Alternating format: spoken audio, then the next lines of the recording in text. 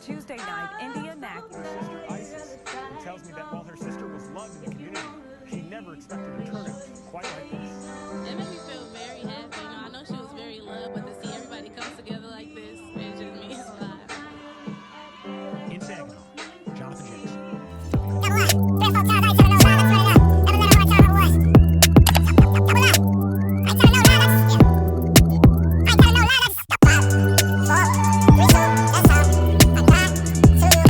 At 11, video discovered on the phone of a Warren murder victim shows the moments leading up to her death. Tuesday night, we showed you a large police scene unfolding in East Point. Well, now the cell phone video a 20-year-old woman took moments before she was killed is showing police exactly what happened. Mara McDonald live at the Macomb County Jail tonight. Mara, police have her boyfriend in custody. They sure do, Devin, and they've charged him with first-degree murder. And there is a reason, once you see this cell phone video, why the judge said he's going to be staying here with no bond. What did you record for? This is Kevin Dixon asking his girlfriend, Indi Mackey, why she's recording him. The two had been fighting. Pay attention to Dixon's hands. He's wiping his fingerprints off of bullets. You think I'm playing, huh? Hit you with this big 4.5 hollow tips, gonna eat your ass up. Moments later, police say an angry Dixon fired at India, killing her while sitting in a van in his Warren driveway. Police would pull him over in East Point Tuesday night for driving erratically. Her dead body next to him. Mr. Dixon, you're charged with premeditated murder first degree. You understand that? Yes, sir. Hi, everybody. It is currently 4:45 in the morning, and I'm doing this video because I'm tired of the disrespect. I'm tired of being quiet. I'm just over it at this point, you know. And I was originally going to wait. I'm sorry. Excuse my room, you know. I was comfortable in bed, and then I came across something that disturbed my spirit, you know. So I was just going to wait to do this video later on this week. But I said no. I'm going to do it right now. And so I was trying to calm myself down. I'm going to try not to get emotional, but as y'all can see, it's already getting to that point. But when it comes to my sister, it's like a whole different ball game. Like, especially because she's not here to defend herself, you know? And the fact that people make it a joke about what happened to her, like, that's nowhere near funny at all. Like, you gotta be a cold son of a bitch to even think some shit like that is okay. Like, and black people so ignorant, you know, and they hate to hear one of us say that about each other, but it's the truth. It's the truth. Y'all make a joke about anything, but let it be one of y'all loved ones. Let it be somebody y'all know personally going through something like this. It'll be a whole different story. So, with that being said, a friend of the family had DM'd me a link to TikTok. And on TikTok, it was the video, excuse me, of the recording that she had before she passed.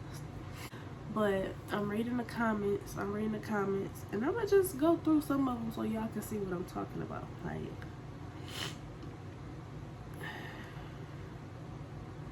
now I gotta find it again. Hold on. Here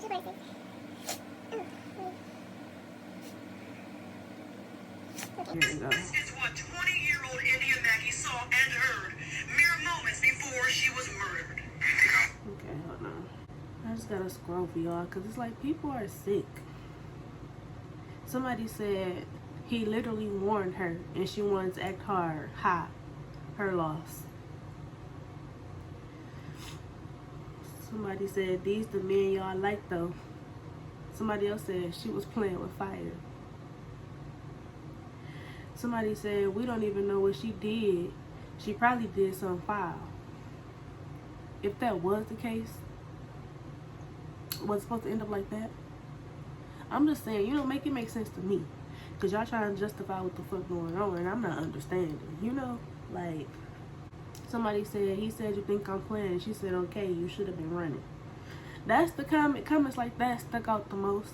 Because a lot of things are easier said than done. You know what I'm saying?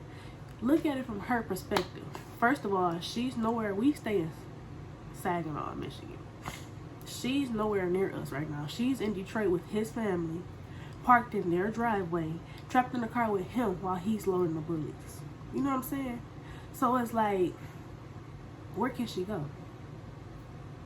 She can try to run, but a bullet, first of all, bullets don't have no name on it. They hit strays. So you think she trying to run and stuff? You know what I'm saying? She recorded that video because she just knew, like, that's what she had to do. Not saying, you know, she necessarily knew that would have been an end for her, but it was more of a, yeah, this what happened. You know what I'm saying? And honestly and truly, as comfortable as she was recording it, I don't feel like that was the first time he threatened her. I don't. She was too comfortable recording him. And that's just that. Like, there's nothing that nobody can say to me to justify the fact that, you know, he's done this before. And I feel like it was something that clicked that made her feel like, okay, he not playing this time. He's serious. So let me record him in action. You know what I'm saying? Like, that's never okay to me. You know, she's not here to defend herself. She's not here to tell her story. So the fact that we already gotta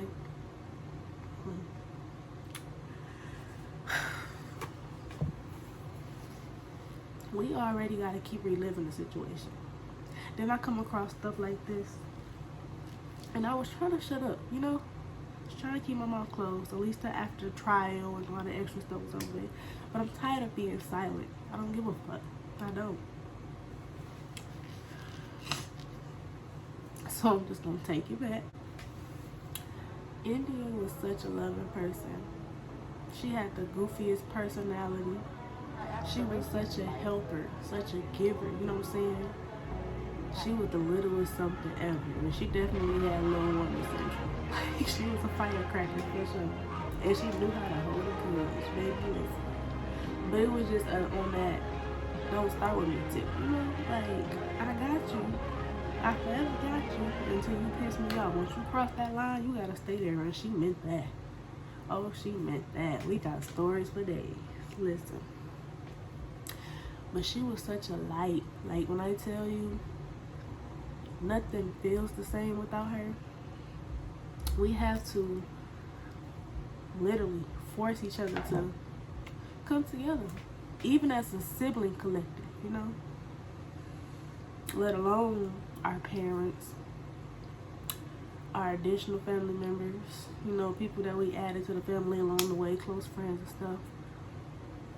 If it brings back too many memories of things that we used to do together, I avoid it at all costs.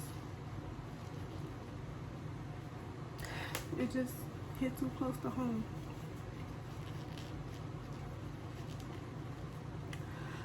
Ooh, I told myself I wasn't gonna do this. And I understand that, you know, love will make you do some crazy things. Love is blind. I understand all of that, you know. But it took for her to leave, for me to look at it from a different perspective. And it's like, once it's you in those shoes or somebody you love, they give it a whole nother light, I mean, things that you didn't even know. Like, we've never in our life been accustomed to abuse. We've never witnessed it, you know. So it's like, what in you was attracting him to you, you know? Why didn't you say anything? When I say she protected him with her life, that's a literal statement, because it definitely would have been him before it was her, and that's for sure. But you know, she protected him on more occasions than one. And it was like, it's nothing we can do, because for one, we never had proof. It was never any for certain, like, this is what taking place. Any bruises that she had, we didn't see them. It was never like, oh, he blacked her eye, or she got a bruise on her arm or something. If that was the case, as far as her lower body goes, she covered it up very well. And so it was like, you know, Holy Spirit was leaning towards something not right, you know, because her behavior started to change. She stopped coming around as much. She always made excuses. My body's sore. I don't feel good. This is that and the third. You know, she got real defensive when it came to him. It was just a bunch of other stuff, you know, signs that you gotta catch, you know.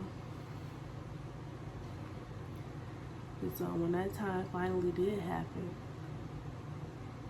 I already knew what it was, you know. So I'm gonna take it back until the day that it happened. That's exactly where I'm gonna go. And I'll never forget, I was already at an emotional state because of something that I was dealing with personal in my life, you know. And at this time, India worked at this job called Regis. And this job, they did inventory for like Home Depot and stuff like that. So they would travel to do those type of things. And this particular time, they were stationed in Detroit or somewhere around it. I don't know. But they gave them a room and they paid for them rentals and stuff to maneuver around to get to where they had to go. Because she was in Detroit, and of course he was in Detroit, she would take time to spend a night with him. You know, that's my boyfriend. I want to be with him. You know what I'm saying? Like, that was her mindset, you know. And on this particular day, things just didn't turn out the way, you know, we would have hoped. And so I'll never forget, I was already emotional. I was on the phone. I was crying, you know. And my mama just kept calling me. And I'm texting like, hold on, Mom, I'll call you back, you know. But she just kept calling. I'm like, something not right. My mama don't never call me this much. Something is not right. I answered the phone, and she was hyperventilating. Like, I couldn't hear nothing else coming out of her mouth at all. I'm like, Mama, what's wrong? She like, she gone. I'm like, huh? She like, Kevin just called me and told me Indi was playing with a gun and she shot herself. I knew off rip that was a lie. Anybody that knew my sister knew that she wasn't finna play with no gun. She didn't want no gun in her presence, not around her. She don't want to see it. So for you to say something like that, I know my sister, nigga. The fuck? You tried it. You definitely did. So he called my mama the first time. He basically, the conversation went like this. He said, Ma, she gone. She gone. She did. Excuse me. My mama said, who did? He said, Indi. She was playing with the gun and she shot herself. So mama got to crying and stuff. He like, let me call you back. He hung up. She called every last one of us. Now, mind you, I'm going through my own thing.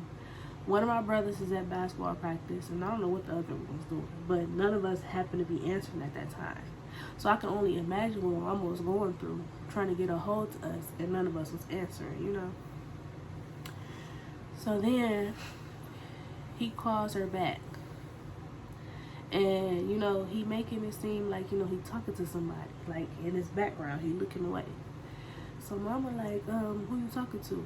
He like, the police. Yeah, this her mama on the phone right here, you know. He was like, that's my girl, man. I love her. I love her, man. That's my girl. She gone, man. She gone, you know. He said, all right, Ma, I gotta go. Hung up the phone. The police was never called. Not one time. The only reason why he got pulled over was because he was driving recklessly and they saw him. You know what I'm saying? Like, he got caught, and that was that. I honestly believe that had he not got caught when he did, he was going to ditch my sister's body. I feel that. Like, there's nothing nobody can say to tell me otherwise, you know? So I called my cousin. Now, no, first of all, I fell to my knees. I will never forget. And it was like, I was trying to cry. I was trying. I'm like, no, I'm not gonna believe this. My sister okay. I'm not gonna believe it till I see it. So I called my cousin and I explained to her what's happening. She asked me where my mama was at. I told her she was on her way to church. She said, okay, you know, I'm interceding now. Go to your mama. I don't even know if I left the house in matching shoes. Like, I just took off. Then I get to the church. I'm riding. And in the process of me getting to the church, my daddy calling me. Where's she at? I don't know. Mind you, I only met his mama and his mama, yeah, about once or twice. And this was when they was at her apartment. His brother, we was trying to chop it up, if that's what you want to say, for about, I give it a good week. But I sensed signs early on. Like, the nigga was controlling. And you not finna sit here and tell me what to do and what I can and can't do. Can't go, can't wear, none of that. You gonna be mad at me. So I cut that short real quick, because who you talking to, you know? And then, apparently he got sisters and stuff too. But I never met them. So my daddy got to asking me, you know, where she be at? Who she be with? This is and third. I don't know. I'm just confused, just as confused as you. And the fact that you're in Pontiac and I'm in Saginaw means that you can get to her quicker than I can. So get off the phone with me and make your rounds. Like, I was getting so frustrated. Like, everybody was irritating me. I was really turning into a whole bitch, and I'm not even playing. So I get to the church, and the brother FaceTimed me out the blue. Mind you, we haven't talked in some time, you know? And so he like, hey, I just got off work. He was like, I came to the house and I seen a jacket on the floor with a gun next to it. He said, I called Kevin to see where they was at. And he said he was driving up, was it 6 mile, 9 mile, or something like that. Driving up to take her to the hospital, you know. And I say, send me your location. The nigga hung up on me. You know, so my thing is, if this was an accident, if it really did play out the way that it played out, there should be no reason for you not to send me where y'all at so we can get together and try to figure this thing out, you know. Clearly you hiding something. So I called him back. Where y'all at? Man, I don't know, bro. This is that and third. Like, really trying to go off. Like, nigga, y'all got my sister. You know what I'm saying? Like, where y'all at? So it dawned on me, we all got Life 360 on our phones. Life 360 is an app to where you can track the location of any family member or friend that you add to it. You can check the location at all times to let you know where they was yesterday, where they was 10 minutes ago, let you know how fast they driving, all of that. So I decided to check it. And this address popped up, but you know, I didn't know where it was, so I sent it to my dad and I'm like, okay, y'all there, y'all closer than we are, you know, this is the address that it last said it was at. So they end up telling us, you know, create a paper trail, call all the police stations, you know, figure out what's going on, call all the hospitals in the area, see if they got her, this is that and the third. So now I'm irritated. I just want to get to my sister. Y'all trying to give us the runaround. It's wasting time. Like, I just want to get to her, you know? So after I had sent the address to my dad now and gave it to the police and stuff, they had went to that exact address and they found her phone. Turns out her phone was in some bushes because he tossed it out the window. You know what I'm saying? Like, why? Why do that? Especially when you know she was recording you. Dummy. Move like an idiot the whole time. I just don't understand. But I thank God for dumb criminals. I really thank God for dumbass criminals, you know? So my mama in church, she having a panic attack and stuff. She crying. I already don't like to see my mama crying. And I'm getting frustrated, I'm getting irritated because people calling back to back, back to back, back to back. I don't know myself yet, you know what I'm saying? And on top of that, some of these people wasn't even immediate family. I think that's real disrespectful. Like, let me get to my sister and let me figure out what's going on first, you know? So, we end up getting in the car. I'm like, well, it's time to go. It's gonna take us about an hour or something to get there. By the time we get there, we should have some answers. So we end up having to do this whole little ring around rosy thing.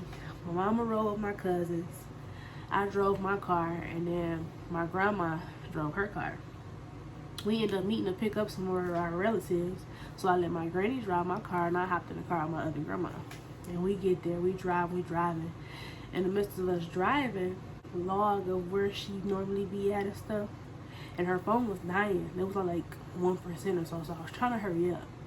And I had got an address street. And so I called my brother. I'm like, JoJo, you know this address? And he was like, yeah, that's the mama house. And then he say, wait, is it on this street? I'm like, yeah.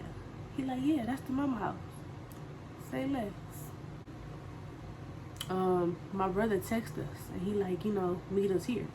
He gave us the address to the police station. So, we pull up to the police station, and I see this lady outside crying. She got on her vest or whatever, like she just got off work, and she crying, she pacing and she crying. So me thinking it's one of her aunties on her dad's side or something, you know, I go up and I hug her. I'm like, we gonna get through this, it's cool, you know. Then she looked at me and she said, I'm so sorry. And then she said, what do I explain to your mama as a mother? And it clicked. You his mama. Okay. So I backed up, you know.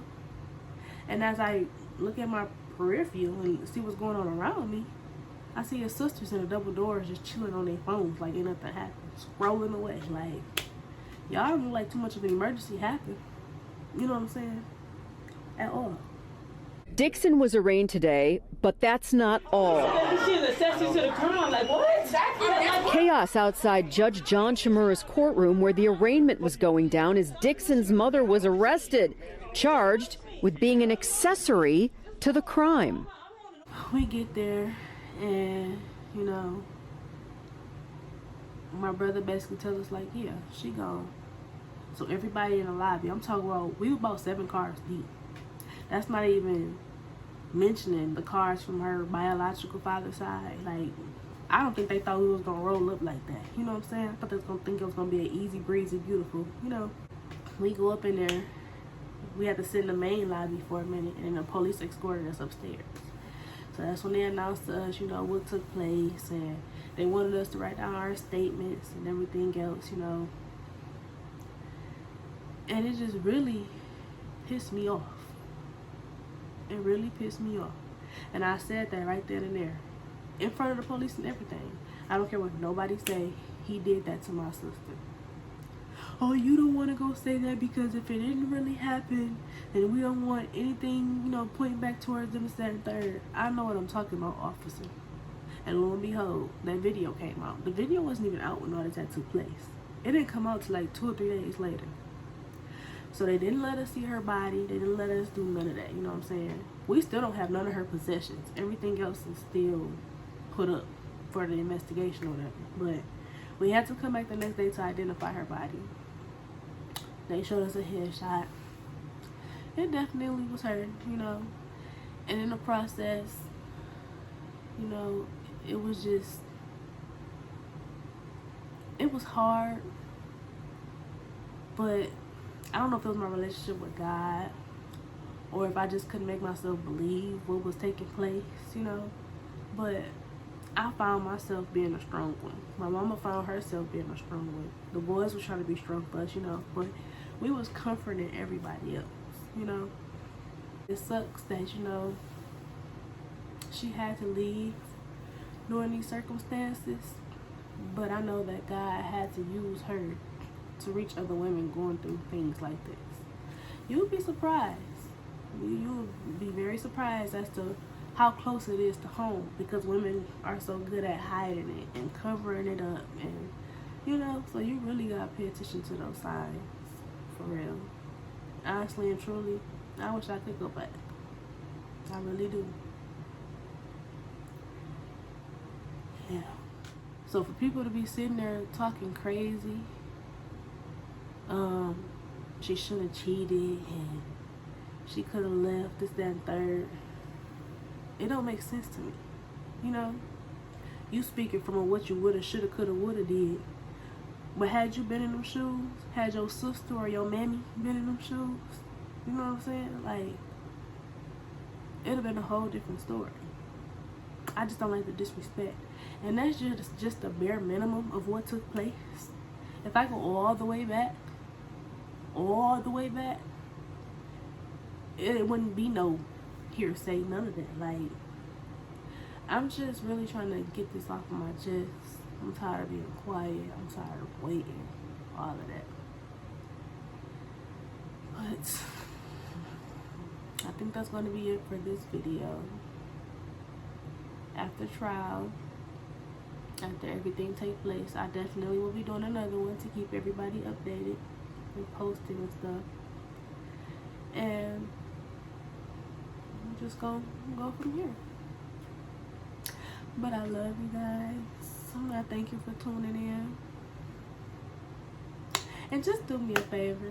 Hashtag Forever20 in these comments, because maybe her name gonna forever be alive. You see the wristband. I don't wear my necklace because the chain is kind of cheap and I don't want to lose it if it breaks. But yes, it's definitely going to be that. Her candle's over there. She got one of each thing. I'm going to do my best to keep her name alive.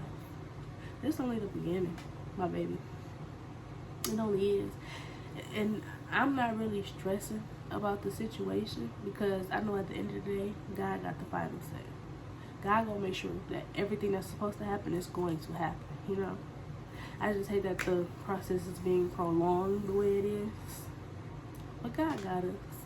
He ain't never failed us. He ain't gonna start now. And one thing about it, you can't mess with God's favorites. You can't. Definitely can't.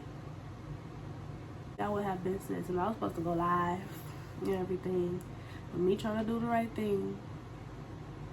Trying to keep my mouth off of it until after trial and stuff. But y'all not finna keep disrespecting my sister. She's not here to defend herself. You know what I'm saying? It's never that. But yeah. I love you guys. See you guys later.